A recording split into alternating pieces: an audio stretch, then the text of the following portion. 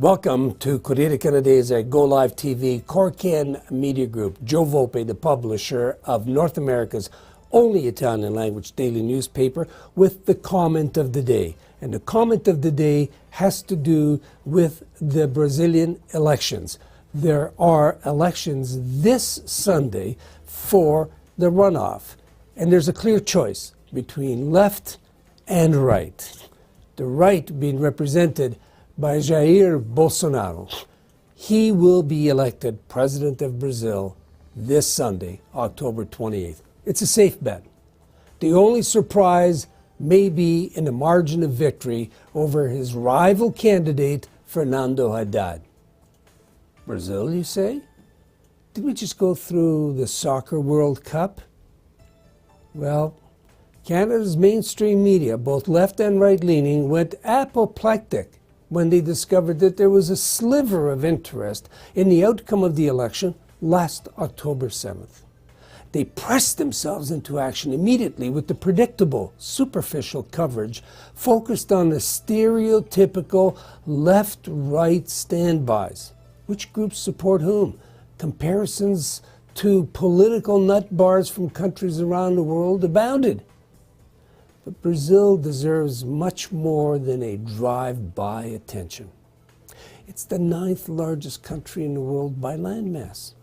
Its vast jungles are the oxygen-producing lungs of the planet. Its biodiversity is the raw material for the pharmaceutical industry worldwide.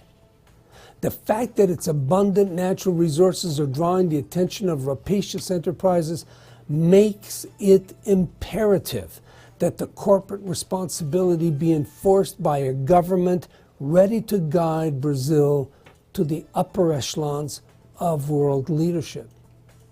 It already has a demographic critical mass of over 200 million inhabitants.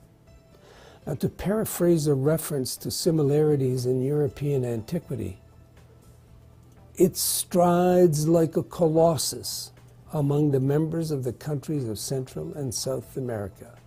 It has almost 45% of the population. But not all is well.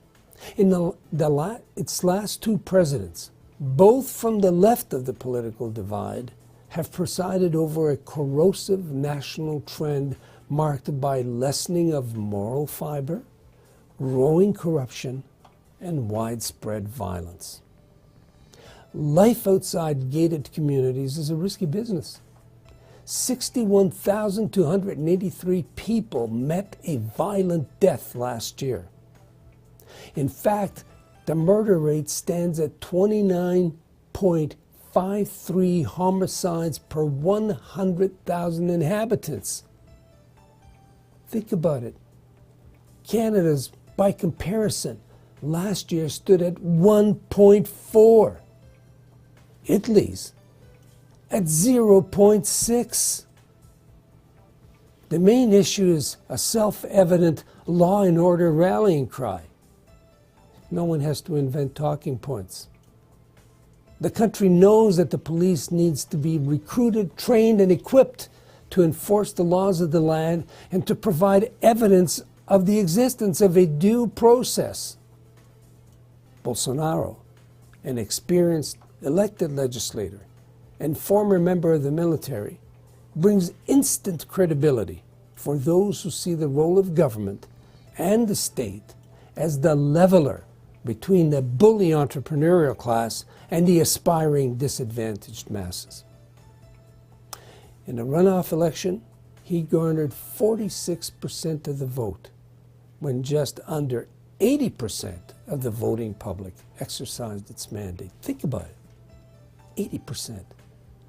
Voting is mandatory in Brazil. The participation rate, though, is likely to climb this Sunday. In Toronto's ever-growing 55,000-member-strong Brazilian community, not counting an estimated 20,000 non-registered or undocumented, 700 of them.